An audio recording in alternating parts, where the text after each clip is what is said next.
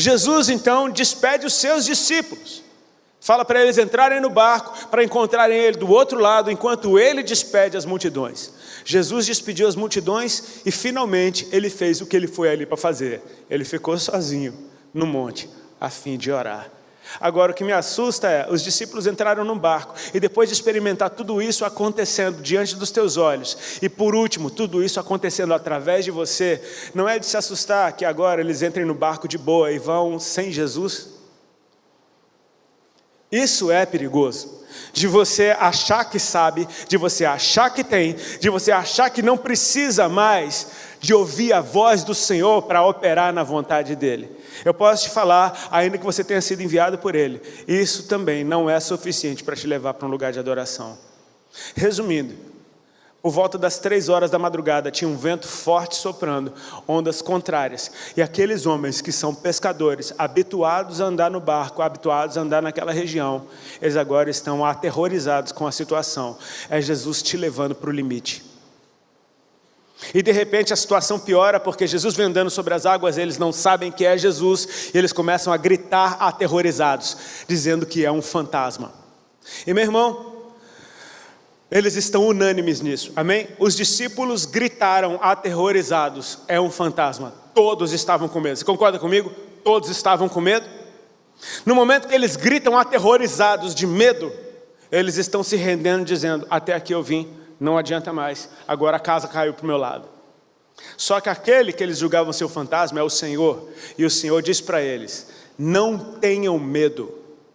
E cara, eu tenho a tendência de achar que tudo que Jesus fala não é uma sugestão, amém? Deus é criador e a sua palavra é criativa. Tudo que Deus fala cria alguma coisa nova. Então, se Deus encontra uma pessoa com medo e diz, não tenha medo, Ele não está sugerindo, pare de ter medo. Ele está expulsando o medo da vida daquela pessoa. Ele está trazendo uma nova realidade naquele lugar. Não tenha medo, não tem lugar para medo aqui. E Ele coloca uma coisa no lugar, Ele diz, não tenham medo, coragem. Ou seja, Ele coloca algo no lugar do medo, Ele coloca coragem no lugar do medo, amém? E Ele diz, sou eu, essa é a razão pela qual vocês podem descansar. Eles foram até um limite, e agora entra em ação um dos caras que eu mais amo na Bíblia, que é o tal do Pedro. Eu amo esse cara, eu já falei tanto dele, ainda vou falar tanto dele pro resto da minha vida, porque eu acho que não tem um sujeito que se pareça mais com a gente na Bíblia do que Pedro. Pedro pegou. Pedro, você vai ver alguns aspectos da vida de Pedro, e ele parece que é aquele cara que ele quer ser o melhor que os outros. Sabe, tipo, ele não pede uma oportunidade de ser o melhor, de se destacar, sempre tem uma coisa para falar. Ele é uma figura. E de repente Pedro diz, Senhor, se és tu, manda que eu vá caminhando por sobre as águas até onde você está. Ou seja, Pedro é demais, porque assim, Jesus falou coragem, e parece que só ele pegou essa. Amém? Ninguém falou isso, só Pedro. Coragem, Pedro pegou e falou, se és tu, olha a coragem do cara, manda que eu saia do barco e saia andando por cima das águas até onde você está. Meu irmão, o cara desafiou Jesus. Jesus falou, então venha. Pois venha. Pedro falou, eu vou, então venha. Estou aqui, vem se tu é homem. E cara, não é que Pedro foi, cara. Pedro é doido, velho. Ele é fantástico, ele é doido, ele desce do barco, e o barco não estava paradinho, desce de boa. Não, ventos fortes e ondas contrárias, está tudo balançando, e Pedro desce do barco, daqui a pouco está Pedro andando por cima das águas. Cara, esse é o cara, amém? Ele é o cara, todo mundo deve falar, uau, Pedro é o cara, e Pedro andando, tipo, eu sou o cara. Só que a Bíblia diz que Pedro, reparando no vento forte e nas ondas, teve medo e começou a afundar. Ok, Jesus, volta um pouquinho a fita. Jesus aparece diante daqueles discípulos quando eles estão no limite da coragem deles, o limite das forças. Jesus falou, ok, vocês chegaram no limite. Pedro falou, eu ainda aguento mais um pouquinho. Então venha, Pedro. Até que Pedro é levado ao seu limite também. Amém? Porque você percebe que aqui Jesus não está procurando um super-herói. Ele está procurando revelar algo a respeito dele mesmo que vai mudar a sua vida. E cara, vamos com calma. Quando Pedro começa a afundar, Pedro então grita de medo, grita aterrorizado. Cara, Percebe como isso é engraçado? Eu posso fazer uma dinâmica aqui rapidinho, só para quebrar o gelo? É a última sessão, vocês estão morrendo de sono. Aguenta aí. Eu vou contar até 3. Por favor, me ajuda. Por favor, amém? Dê um grito aterrorizado. Por favor. Não, calma, todo mundo junto. Homem. Eu vou precisar de você, eu vou precisar de ti. Quando eu contar até 3, por favor, você me dê um grito aterrorizado para não me deixar pagando o mico aqui sozinho. Amém? 1, 2, 3. Cara, excelente. Foi o melhor grito aterrorizado que eu já ouvi. Já percebeu que quando a gente grita aterrorizado junto, ninguém pagou mico?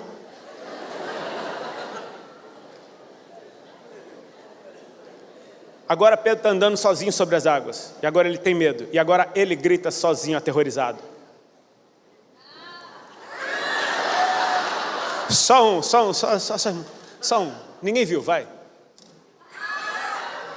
Você percebe a diferença quando você grita aterrorizado sozinho? Você fica mais humilhado, é mais humilhante, tipo assim, né? Sabe, tipo aquele cara que é todo, pá, parece uma barata ali, ai! Sabe, tipo, grita direito, mano.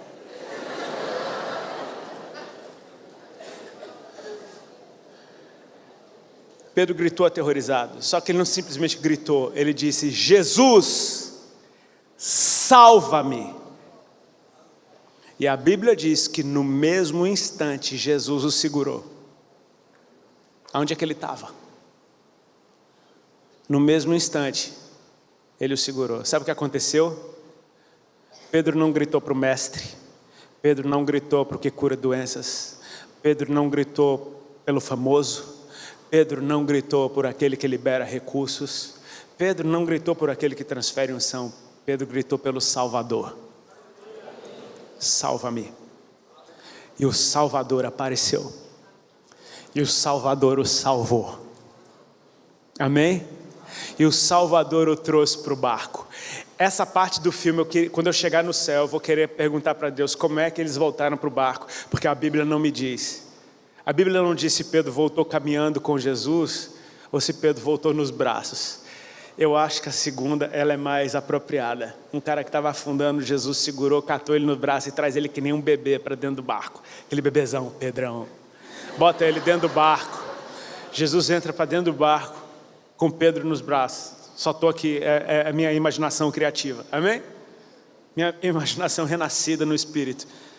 Entra dentro do barco e agora o vento parou. Ele entrou dentro do barco e o vento parou. Parece que foi um cenário criado pelo próprio Deus para levá-los até aquele lugar.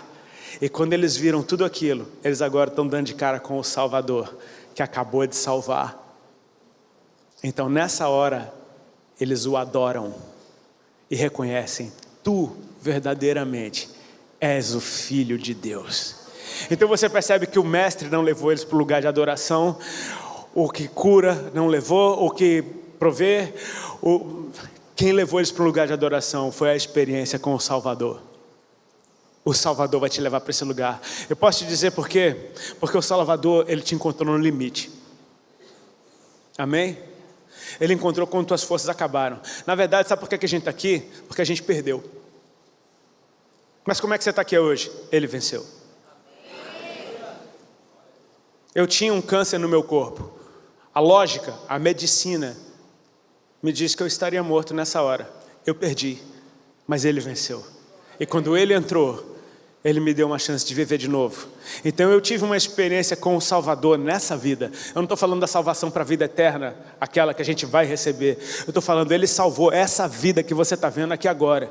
Isso daqui que está falando para vocês agora é um milagre de Deus. Não era para eu estar aqui, ou seja, eu morri, mas ele venceu.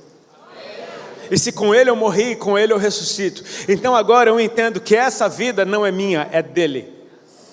Então a experiência com o Salvador me levou para um lugar de adoração, onde eu conhecia a Deus. E a única forma de eu me relacionar com ele é o adorando. É esse lugar do qual eu não quero sair. É esse lugar que me faz permanecer 18 anos a fio, entendendo que eu não tenho mais para onde ir. porque eu não tinha mais vida, e essa vida que eu tenho agora, já não é, entende o que Paulo falou? Agora já não vivo eu, mas é Cristo que vive em mim. É a experiência com o Salvador que te faz permanecer.